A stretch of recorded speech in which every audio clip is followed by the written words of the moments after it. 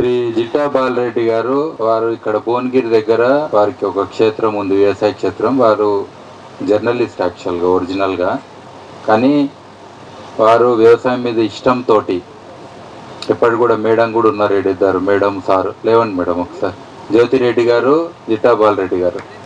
So వీళ్ళిద్దరు వాళ్ళ బిడ్డ కూడా అమ్మే కృషి అని చెప్పి వాళ్ళు అది ఆ వ్యవసాయ క్షేత్రంలో అన్నీ చేస్తారు. అదే కాదు, ఒక యూట్యూబ్ ఛానల్ కూడా పెట్టుకొని దాంతో నలుగురికి తెలియాలని నేను కూడా 2 ట్రైనింగ్ ప్రోగ్రాంలు చేస్తే వాళ్ళు మొత్తం ఫ్యామిలీ వచ్చి అటెండ్ అయ్యారు, మంచిగా అర్థం చేసుకొని నలుగురికి చెప్పాలనే తపన ఉన్నోళ్ళు వాళ్ళు.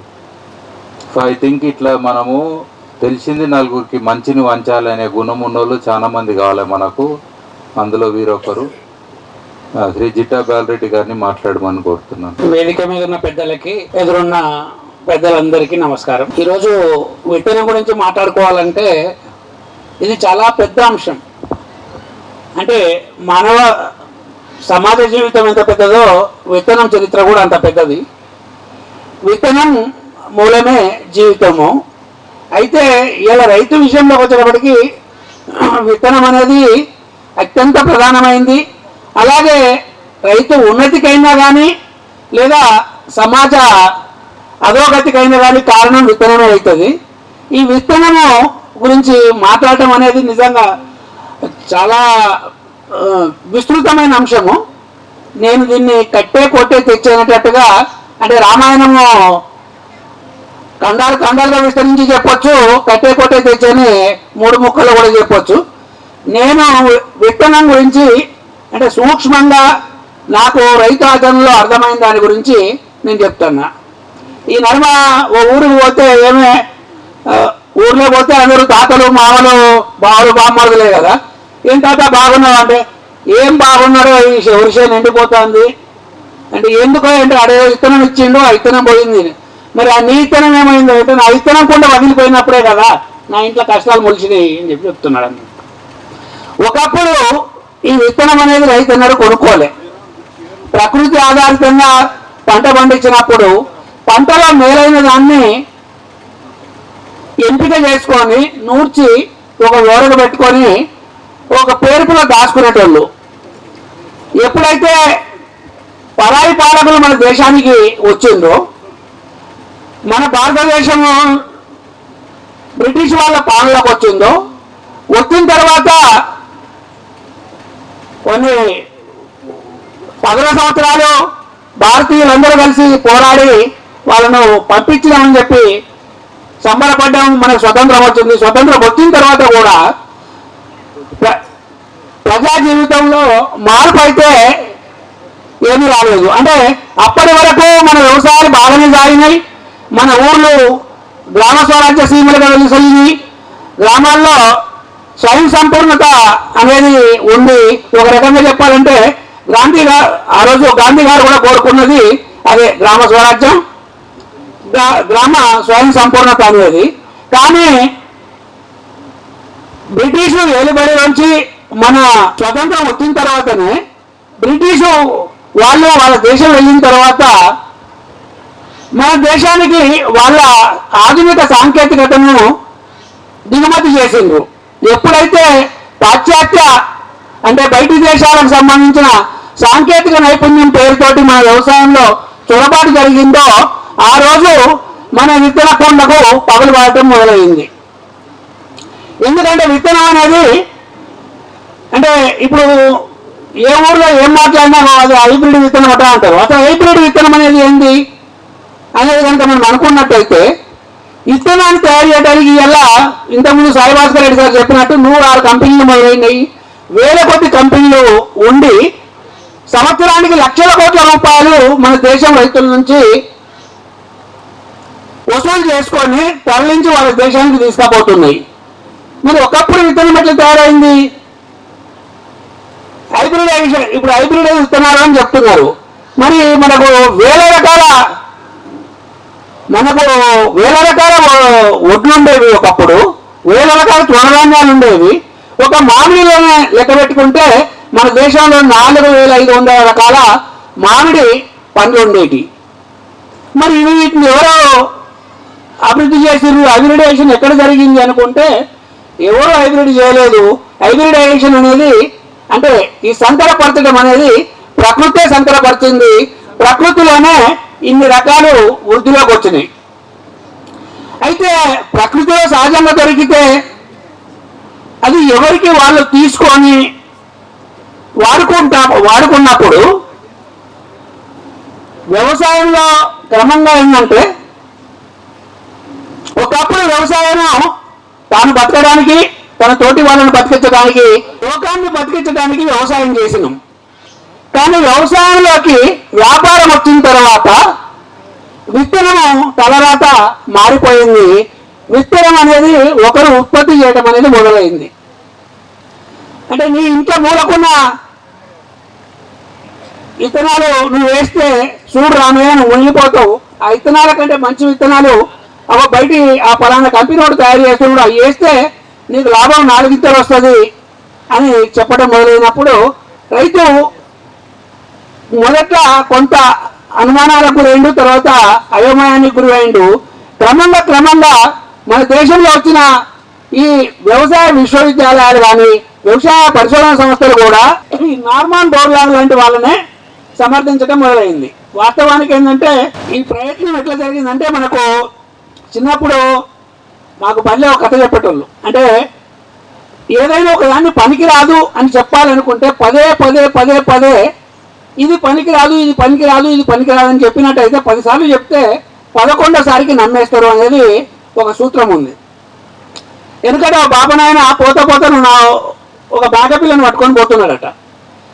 ఊర్లో ఉండే ఒక 3 దొంగలు తొవ్వల కలిసి ముందుగా ఒకడు వచ్చిందట. వచ్చారే అయ్యవారు ఏంది బాగపిల్ల గాడిని పట్టుకపోతున్నావు ఏంది అని. అరే అంటే నాకు మేకపిల్లి ఇస్తే నేను మేకపిల్లని పట్టుకపోతుంటే ఈడిదండి గాడిద అంటాడు అని చెప్పేసి, అరే నాయన ఇది గాడిది కాదురా మేకపిల్లరా అని చెప్పుకుంటూ పోయిండట.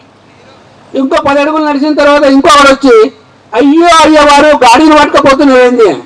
అరే ఇదేంది వీడు గాడిద అంటాడు, ఆడు గాడిదనే వీడు గాడిదనే. అరే నాయన ఇది గాడిది కాదురా పలానా రామయ్య నాకు ఇచ్చిండు ఈ మేకపిల్ల, నేను పట్టుకపోతున్నాను. ముంగటి పోయినాక 3వవాడు వచ్చి అయ్యా ఇంత అన్యాయము, మీరు అయ్యవార్లు మీరు గాడిదని పట్టుకపోవడం ఏంది అని చెప్పేటప్పటికీ కొన్ని అమ్మాయి వాడు చెప్పే వీడు చెప్పే మరి ఆ రామయ్యనే నన్ను మాయ చేసి నాకు మేకపిల్ల అని చెప్పి గాడిదలు ఇచ్చిండు ఆయండి అని చెప్పి ఆయనతో ఆ తలగొదిలేసి తువాల దులిపేసుకొని చక్కగా వెళ్ళిపోయిందండి. మన భారతీయ విత్తనాల విషయాల్లో కూడా ఇవాళ వ్యాపారస్తులు చేసిన పని అదే. నీ ఇంట్లో మూలకున్న కుండల విత్తనాలు కనుక వేస్తే నీ వ్యవసాయం బాగుపడదు, నువ్వు నిలబడవు అని చెప్పడం మొదలుపెట్టినాక అనుమానపడటం అనేది మొదలైంది. అనుమానపడ్డాక అప్పుడు ఆ కంపెనీ విత్తనాలు కొనటం మొదలైతే ఇవాళ పరిస్థితి ఏంటంటే, ఒకప్పుడు పక్క రైతు ఎవరన్నా అడిగితే అడ్డతోటో తుణుతోటో కుండతోటో కొలిసిచ్చేటోళ్ళు. అయ్యా నీకు కుండెడు విత్తనాలు ఇస్తున్నా, వచ్చే పంట పండినాక మళ్ళీ నాకు కుండిస్తావో కుండనారిస్తావో వీటి అని చెప్పి చెప్పేటోళ్ళు. ఇప్పుడు విత్తనాల తూకము తులాల్లోకి వచ్చింది. ఇలా టమాటా గింజలు కొనాలన్నా మిరప గింజలు కొనాలన్నా 10 గ్రాముల లెక్క కొనాలి. 10 గ్రాములు అంటే తులము కదా. తులము 400, 500 నుంచి 1000 రూపాయల వరకు ఉన్నది.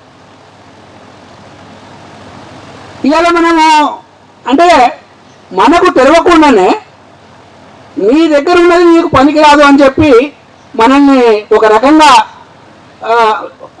ఈ విత్తనాల కంపెనీలు అంటే మన భారతదేశంలోకి ఎప్పుడైతే హరిత విప్లవం పేరుతోటి 2 ప్రవేశించినాయి. ఒకటి ఎరువులు వచ్చినాయి, తర్వాత పురుగు మందులు వచ్చినాయి, ఆ తర్వాత విత్తనాలు వచ్చినాయి.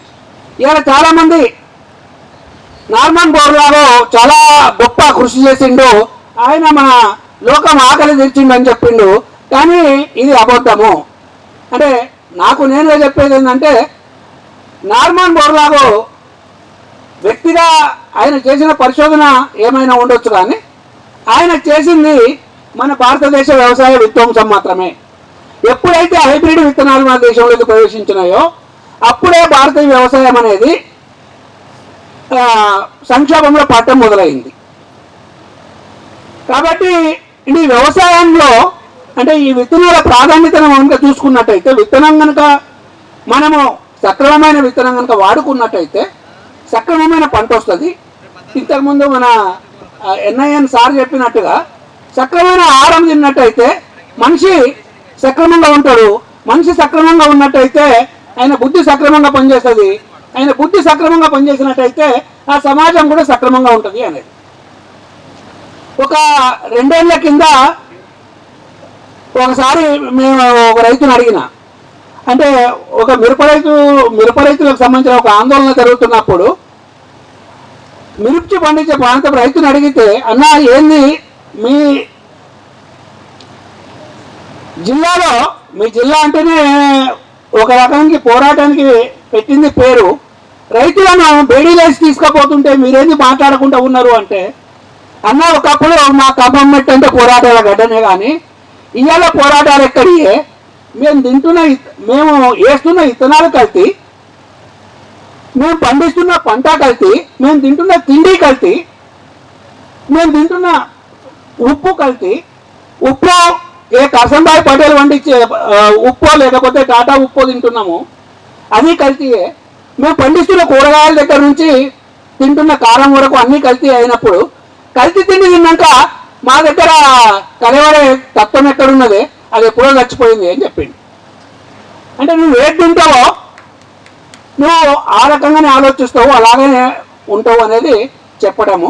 ఒక రకంగా ఏంటంటే అంటే ఒక దేశాన్ని ఆధీనంలోకి తీసుకోవాలనుకుంటే అప్పుడు బ్రిటిష్ వాళ్ళు మన దేశాన్ని పూర్తిగా మన మీద దాడి చేసి ఆక్రమించుకొని పాలించిండ్రు. భారతీయులందరూ తిరుగుబాటు చేసారు కాబట్టి వెళ్ళక తప్పని పరిస్థితి అయ్యింది, వెళ్ళిపోయిన తర్వాత కూడా వాళ్ళ అధికారం ఈనాటికి కొనసాగిస్తున్నారు. ఎట్లా అంటే ఇగో పరోక్ష రూపంగా, అంటే ఒక దేశం యొక్క సాంస్కృతిక మూలాలను ఆర్థిక మూలాలను కనుక దెబ్బతీస్తే వాళ్ళని పరాధీనం చేసుకోవచ్చు అనేది ఒక రాజనీతి సూత్రం. ఆ సూత్రం ఈరోజు అమలు జరుగుతుంది కాబట్టి మన వ్యవసాయంలో విత్తనం పరాధీనమైంది, మన వ్యవసాయ పద్ధతులు పరాధీనమైనవి. కాబట్టి ఈ విత్తనాన్ని మరి ఇంత పెద్ద పరిస్థితి ఉన్న దాంట్లో ఇలా మనం స్వతంత్రం కదా, మన భారత పాలకులు ఏం చేస్తున్నారు, మన సర్కారులు ఏం చేస్తున్నాయి అనుకుంటే ఇట్లా ఏడాదికోసారి విత్తనాల పండుగ జరపడం అనేది చేస్తాయి. అంటే ఇప్పుడు మా తాత అయ్యో చచ్చిపోయింది అనుకో, కొడుకుగా మనవాడిగా నేను తద్దినం పెట్టి పిండం పెట్టి గండకు నీళ్ళు అర్పించేసి వస్తేస్తే అక్కడికి నా వంతు ముగిసింది అన్నట్టుగా ఉంది తప్ప, బాధ్యతగా చేస్తే చిత్తశుద్ధిగా చేస్తే పరిస్థితి ఇట్లా ఉండదు. భారతదేశ వ్యవసాయము సంక్షోభంలో ఉండనేది ఎలా గల్లీ నాయకుడి దగ్గర నుంచి ఢిల్లీ నాయకుడి వరకు అందరూ చెప్తున్నారు, కానీ దీనికి పరిష్కారం చెప్పట్లేదు. దీని ప్రధాన పరిష్కారం అంటే సంక్షోభ పరిష్కారానికి 3 అంశాలు ప్రధానమైనవి. ఒకటి, భారతీయ సాంప్రదాయ వ్యవసాయ విజ్ఞానాన్ని పునరుద్ధరించుకోవటం. రెండోది, భారతీయ విత్తనాన్ని పరిరక్షించుకోవటం. తద్వారా మన వ్యవసాయ సంక్షోభాన్ని నివారించవచ్చు అనేది. కాబట్టి విత్తనాన్ని తయారు చేసుకోవాలి. ఇలా మా తోటి రైతులందరూ కూడా అనాన్ని విత్తనాలు తయారు చేసుకోవాలి, ఏముందా అక్కడికి పోతున్నా పోయి కొనుక్కొచ్చుకుంటున్నా అని చెప్తున్నాను. కానీ విత్తనం తయారు చేసుకోవటం సాధ్యమా అంటే వాస్తవానికి సాధ్యమే. దీంట్లో ఏంటంటే దీంట్లో అనేక సందర్భాల్లో అనేక తరాలుగా చేసినాం. కనీసం ఒక 50 సంవత్సరాల కంటే హరిత విప్లవం మన దేశంలోకి వచ్చిన తర్వాత ఈ లింకు తెగిపోయింది. ఆ తర్వాత వచ్చిన తరానికి విత్తనాన్ని సంరక్షించుకునే పద్ధతి అనేది అంటే ఆ జ్ఞానము అందుకోలేకపోయిన ఇప్పుడు మార్కెట్ మీద ఆధారపడుతున్నారు. కానీ తిరిగి పునరుద్ధరించుకోవాలంటే కూడా ఇది చెయ్యొచ్చు అనేది. నాకు తెలిసిందంటే మాకు రెండో పంట మొక్కజొన్న పండించేవాళ్ళు. మొక్కజొన్న పండించినప్పుడు మా తాత నన్ను చేనులకు తీసుకొని పోయేటోడు. ఒక పెద్ద పాత చీర తీసుకొని పోయి పేలికలు కోసుకొని పోయి చేనంతా తిరుక్కుంటా ఎక్కడైతే బలమైన కంకి ఉంటుందో ఒక గుడ్డపేలికి ఇచ్చి పిల్లగా ఈ కర్రకు ఈ గుడ్డపేకి గట్టు అని చెప్పేటోడు. మొత్తము అట్లా గుడ్డపేగలు కట్టేసి వచ్చిన తర్వాత చేను కొట్టేటప్పుడు ఈ గుడ్డపేగలు ఉన్న కంకులన్నీ తీసి పక్కన కట్టి ఇంతకుముందు సాయి భాస్కర్ రెడ్డి సార్ చెప్పినట్టుగా వాటిని బూరు తీయకుండా మీద అటుకుకు వేలాడగడితే ఆవిటి మోపు వచ్చిన తర్వాత తొలకరి సింకులు పడ్డ తర్వాత వాటిని తెలిసి ఒలిసి విత్తనాలు వేసుకునేది.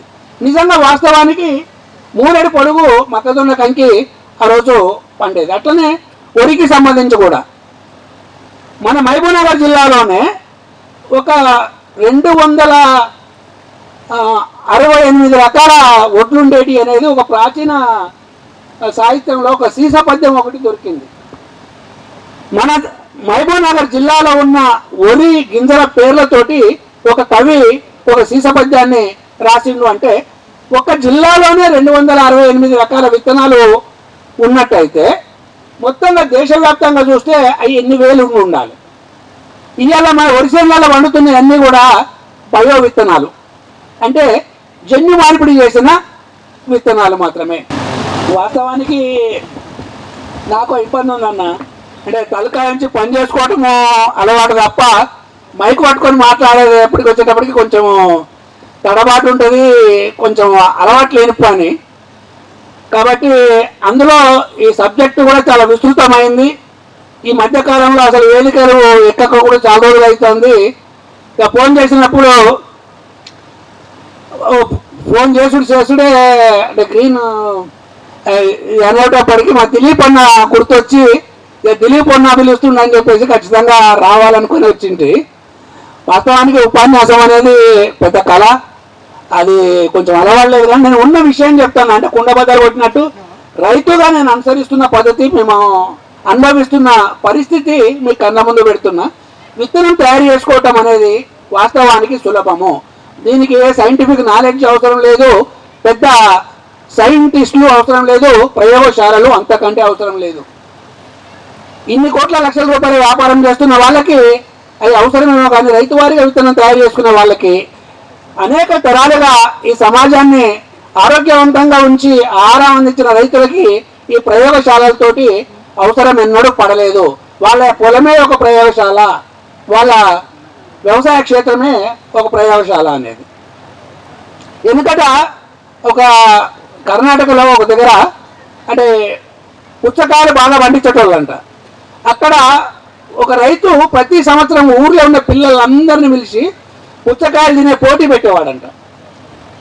పిల్లలను పిలిచి ఓ 4 పుచ్చకాయలు పక్కకు పెట్టి ఆ పక్కన ఒక కుండ పెట్టి, అరే పిల్లలు మీరు అన్ని పుచ్చకాయలు తింటారో ఈ విత్తనాలు తీసి లేయండి, ఇప్పుడు ఎన్ని కాయలు తింటే అన్ని తినండి, ఇంట్లో గెలిచినానికి first prize, second prize, third prize అని చెప్పేటోడంట.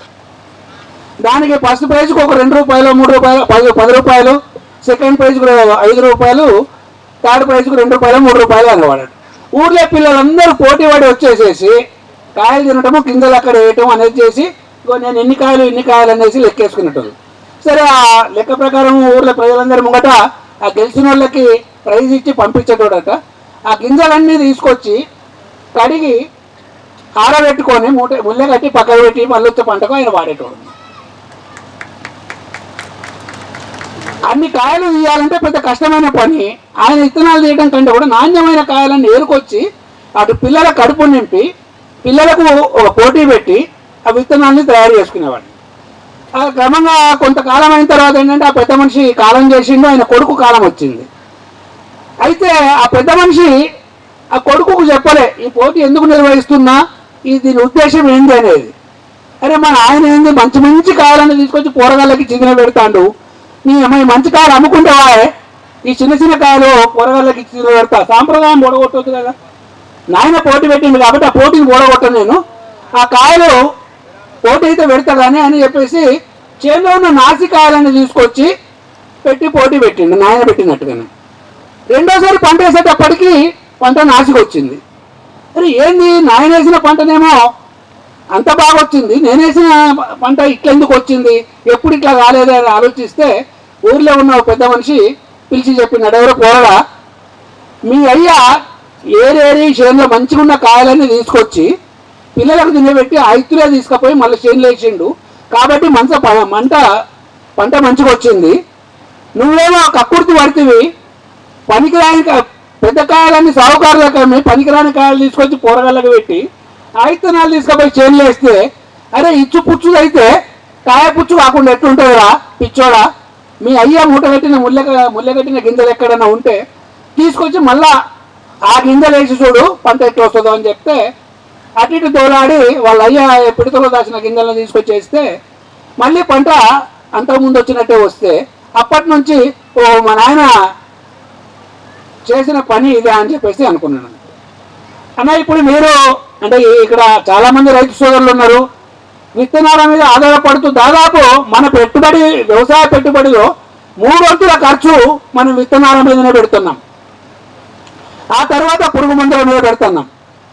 ఈ రెండిటికి మనం మార్కెట్ మీద ఆధారపడకుండా ఉన్ననాడే మనం బతుకుతాం. రైతు బతికితేనే లోకం బతుకుతుంది. అంటే ఇవాళ సమాజంలో ఓ డాక్టర్ లేకపోయినా నడుస్తుంది,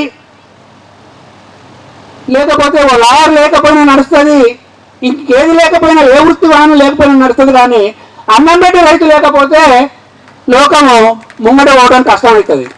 కాబట్టి అన్నం పెట్టేటోళ్ళము మనమే ఇవాళ అంగలార్చుకుంటూ ఉండాల్సిన పరిస్థితి వస్తుంది. కాబట్టి మన పరిస్థితి మార్చుకోవడం అనేది మన చేతుల్లోనే ఉంది. దానికి 3 పద్ధతులు ఏంటంటే, ఒకటి మన విత్తనం మనం తయారు చేసుకోవాలి, రెండోది ఏంటంటే మన పంట యాజమాన్యం మనమే చేసుకోవాలి, అంటే బయట పురుగు మందులు ఎరువులు తీసుకొచ్చి వాడొద్దు. మూడోది మన పంటను నేరుగా వినియోగదారునికి ఇవ్వాలి. మన పంట దళారికి వెళ్తున్నది, దళారి వాళ్ళు మళ్ళీ దాన్ని వస్తు రూపంగా మార్చి మళ్ళీ అక్కడి నుంచి వినియోగదారుడికి వెళ్ళేటప్పటికి మనకు రూపాయి వస్తే మన దగ్గర సరుకు కొనుక్కున్నవాడు 10 రూపాయలు చేసుకుంటున్నాడు. ఇక్కడ మనకు నష్టమవుతుంది, అలాగే ఆ సరుకులు వినియోగిస్తున్న వినియోగదారుడికి నష్టమవుతుంది. కాబట్టి ఈ 3 విషయాల్లో మనము చొరవతోటి మనము స్వయం సమృద్ధి పొందేటట్టుగా మనమే దాన్ని అమలు చేసేటట్టుగా ఉండాలి. విత్తనము తయారు చేసుకోవడానికి మీరు ఒకసారి ఆలోచించండి. రైతులు ఎవరున్నా ఇక్కడ ఎక్కువ ఒకసారి ప్రయోగం చేయకండి, అంటే ప్రయోగం చేయాలంటే భయం అవుతుంది. కాబట్టి ఒక 2 గుంటలు మొదట ఒక 10 కర్రలతోటి మొదలు పెట్టండి. మీరు ఓ మిరప చేను వేస్తున్నారు అనుకోండి, మీ మిరప చేనులో ఉన్న మంచి చెట్టుకు సంబంధించిన ఓ 10 కాయలు తీసుకొచ్చి 10 విత్తనాలు తీసుకొచ్చి పెరట్లో 10 మొక్కలు నాటండి. ఆ 10 మొక్కల్లో మళ్ళా బాగా వచ్చిన మొక్క విత్తనాలు తీసుకొని మళ్ళీ నాటండి. ఇట్లా ఒక 7 సార్లు మనం భూమిలో వేసి తీసేటప్పటికి ఆ విత్తనం మన సొంత విత్తనం అవుతుంది. ఆ తర్వాత మనము దాన్ని పుట్లకు పుట్లు తయారు చేసుకోవచ్చు. ఇదే సూత్రం. ఇంకా అంటే ఏది కూడా అంటే ఈ సైన్స్ ఏదైతే ఉందో సైన్స్కు 2 ముఖాలు ఉంటాయి. ఇప్పి చెప్తే 10 మంది బతుకుతారు, పిడికిట్లో మూస్తే 10 రూపాయలు సంపాదించుకునే అవకాశం ఉంటుంది. అంటే సంక్లిష్ట రూపంగా సైన్స్ను విడమర్చి చెప్తేనేమో సమాజం అంతా బతుకుతుంది. దాన్ని సంక్లిష్టపరిచి ఎవరికి అర్థం కాకుండా కనుక చేసినట్టయితే కోట్ల రూపాయలు వెనకేసుకోవడానికి కంపెనీలకు లాభాలు వస్తాయి. మేము రెండో వైపు మాట్లాడుతున్నాం. ఏదైనా విడమర్చి చెప్పాలి, విపులంగా అర్థమయ్యేటట్టు చేస్తే వాస్తవానికి ఈ దేశంలో నెల జీతాలు తీసుకొని పరిశోధన సంస్థల్లో చేసే సైంటిస్టుల కంటే పొలంలో ఆరుగాలం కష్టపడుతున్న రైతే గొప్ప సైంటిస్టు. దానికి ఉదాహరణ ఏంటంటే ఇవాళ మనము దేశవ్యాప్తంగానే కాదు ప్రపంచవ్యాప్తంగా ప్రసిద్ధం చెందిన హెచ్ఎంటి సోనా బియ్యం ఉన్నాయి. చాలామంది ఇక్కడ సూపర్ ఫైన్ వెరైటీస్ తినే వాళ్ళు పోయి అడుగుతారు హెచ్ఎంటి సోనా బియ్యం కావాలి అనేసి. ఈ హెచ్ఎంటి సోనా బియ్యము తయారు చేసింది అంటే విత్తనాన్ని కనిపెట్టింది విదర్భకు సంబంధించిన ఓ 1.5 ఎకరం దళిత రైతు. ఆయన పేరు దాదాజీ రామ్జీ కోబ్రాగడే.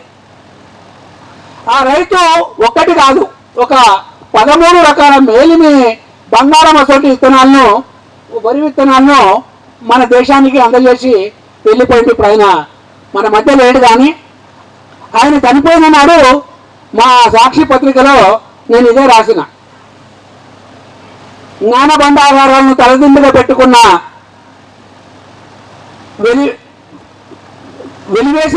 వెలివాడలో పుట్టిన దళిత రత్నం దాదాజీ రామ్జీ కోబ్రాగడ్ అంటే మా దాంట్లో ఒక ఆయన కోపం వచ్చి ఎందుకు ఆ మాట తీసేరాదు, జ్ఞానబండాగారాన్ని తల్లిదండ్రులుగా పెట్టుకున్నారనేసి నువ్వు పాపనులను తిడతానవా, ఆ మాట తీసేరాదు అన్నాడు. గట్టి తీసేసిన తర్వాత ఇంకేముంటుందా, ఇప్పటిదాకా ఏలుబడంతా మీదేనాయే, ఈ జ్ఞానం ఉన్నది కాబట్టే మేము చేస్తున్నాం అనబడుతుంది. కానీ ఏ జ్ఞానం లేకుండా ఎకరన్నర పొలంలో పనిచేసిన రైతు చేసిన ఉత్పత్తి అది. కాబట్టి ఆయన మేలిమి రత్నమే అవుతాడు, ఆ దాదాజీ కోబ్రాగడే అని చెప్పేసి ఆ వ్యాసంలో ఆ ముక్క తీసేస్తే నువ్వు ఆ వ్యాసమే పెట్టుకోవద్దు అని చెప్పిన మా సార్కు. తప్పనిసరిగా ఆ వ్యాసం పెట్టుకున్నారు. అంటే ఇట్లాంటి మేలిమి రత్నాలు మన రైతాంగంలో చాలా మంది ఉన్నారు, విత్తనాలు తయారు చేసిన వాళ్ళు. ఆ విత్తనాలను తీసుకుపోయి కంపెనీలు అమ్ముకుంటున్నాయి. కంపెనీలు మరో పేరుతో చేస్తున్నాయి. దాదాజీ రామ్జీ కోబ్రాగడ్ని డిఆర్కే అని ఒక రైస్ తయారు, డిఆర్కే, అది కూడా డిఆర్కే అంటే దాదాజీ రామ్జీ కోబ్రాగడ్ అని. ఆ డిఆర్కే రైసు ఇప్పుడు మీరు తింటున్న జయశ్రీరామ్ రైస్ లాగానే ఉంటాయి. డిఆర్కేకు చిన్న సన్న మార్పులు చేసేసి దానికి జయశ్రీరామ్ పేరుతోటి ఎలా మన పొలాల మీదకి వదిలి 30 కిలోల బస్తాకి 2,000 రూపాయలు వ్యాపారులు వసూలు చేస్తున్నారు. కాబట్టి రైతు సోదరులారా, విత్తనం తయారు చేసుకోవటం అనేది మన చేతిలో పని. మనం ఎక్కడ మొదలు పెడదామంటే మన పెరట్లో ఒక కూరగాయల మొక్కలైతే ఒక 10 మొక్కలు నాటుకుందాం, అది 10 మొక్కల్ని పరీక్షగా చూసుకుందాం. ఆ 10 మొక్కల్లో మేలిమి విత్తనాన్ని మళ్ళీ సాగు చేద్దాం. దీనికి ఒక కూరగాయ విత్తనము తయారు చేయాలనుకుంటే ఏంటంటే దేనికి కూడా 1 సంవత్సరం కంటే ఎక్కువ పట్టదు. అందుకే ఇవాళ మీరు చూడండి, ఈ హైబ్రిడైజేషన్ అనేది ఏదైతే ఉందో, సంకరజాతి విత్తనాలు అనేవి కేవలం కూరగాయ రకాల్లోనే ఉన్నాయి. పండ్ల తోటలు అంటే పండ్ల మొక్కలు వీటిల్లో ఇంకా వాళ్ళు రాలేదు. ఎందుకంటే ఒక పండ్ల మొక్కను, ఒక మామిడి మొక్కను క్రాస్ చేసి సంకరపరిచి ఒక కొత్త వెరైటీ తయారు చేయాలంటే కనీసం 15 ఏళ్ళు 16 ఏళ్ళు పడుతుంది. కాబట్టి పెట్టుబడి పెట్టడానికి ఇలా 100 పెడితే ఈ టైం వెళ్ళేటప్పటికి 1000 సంపాదించాలనే కోరిక కాబట్టి వాళ్ళు అంతసేపు ఓపిక పట్టడానికి సిద్ధంగా లేరు. అందుకే వాళ్ళు స్వల్పకాలంలో ఫలితం వచ్చే వాటి మీదనే దృష్టి పెట్టిండ్రు. అది వడ్లు కావచ్చు, లేకపోతే కూరగాయలు కావచ్చు, లేకపోతే పత్తి గింజలు కావచ్చు, ఇట్లాంటి వాటి మీదనే ఇవన్నీ కూడా మనం తయారు చేసుకోవచ్చు. కాబట్టి మీ ప్రాంతాల్లో పట, మీ ప్రయత్నంలో పట, మీ పెరట్లో పట మీకు అవసరమైన ఏ విత్తనం కావాలనుకుంటే ఆ విత్తనాన్ని మీరు ప్రయోగపూర్వకంగా తయారు చేయండి. మనం కనుక ఈ పని మొదలు పెడితే కేవలం ఒక 2-3 సంవత్సరాల లోపల మన మధ్యలో కొత్త రకాలు ఒక 30-40 ముందుకు వస్తాయి. కాబట్టి నాకు తెలిసిన మేరకి నేను ఇది మీ ముందు పెట్టిన విత్తనాన్ని తయారు చేసుకోవడానికి మనకు చాలా అవకాశాలు ఉన్నాయి. అయితే ఇక దీంట్లో ప్రభుత్వం పాత్ర ఏంటి మిగతా విషయాల్లో కనుకుంటుందంటే మళ్ళీ ఇక్కడికి వచ్చి ఇక నేను రాజకీయాలు మాట్లాడటం అవుతుంది. నేను రాజకీయాలు మాట్లాడదలుచుకోలేదు. ఎందుకంటే నిద్రపోయేటోని లేపొచ్చు, నిద్ర నటించడాన్ని లేపలేము. ఇలా అధికారంలో ఉన్న వాళ్ళు ఎవరైనా కానీ రైతుల సంక్షేమం గురించి మాట్లాడుతున్నారు తప్ప వాస్తవ సంక్షేమం చేయాల్సి వచ్చినప్పటికీ నిద్ర నటిస్తున్నారు. పెద్ద మనుషులు అంటారు గోక్తలేవున్నాడు, తంతలేవున్నాడు, గోక్తలేస్తాడు రాని. ఇవాళ తంత కూడా లేని పరిస్థితిలో వాళ్ళు ఉన్నారు. కాబట్టి వాళ్ళను వదిలేసి రైతులను మనకు మనంగా ఎక్కడికక్కడ సమీకృతమై నలుగురం ఉంటే నలుగురము, 5గురం ఉంటే 5గురము, లేదా ఒక ఊరితే ఊరు కలిసి ఈ విత్తన రంగంలో కృషి చేయగలిగితే చాలా బాగుంటుంది అనేది నేను విజ్ఞప్తి చేస్తూ ఈ అవకాశం ఇచ్చిన పెద్దలందరికీ నమస్కారం తెలుపుతూ ముగిస్తున్నాను. చాలా వివరంగా చెప్పారు బాలరెడ్డి గారు. వారు రోజు ప్రాక్టీస్ చేస్తారు కాబట్టి అనుభవంతో చెప్తారు, అంత ఈజీగా ఉంటుంది చెప్పడం. మరిన్ని అప్డేట్స్ కోసం బ్యాక్ టు రూట్స్ యూట్యూబ్ ఛానల్ని సబ్స్క్రైబ్ చేసుకోండి.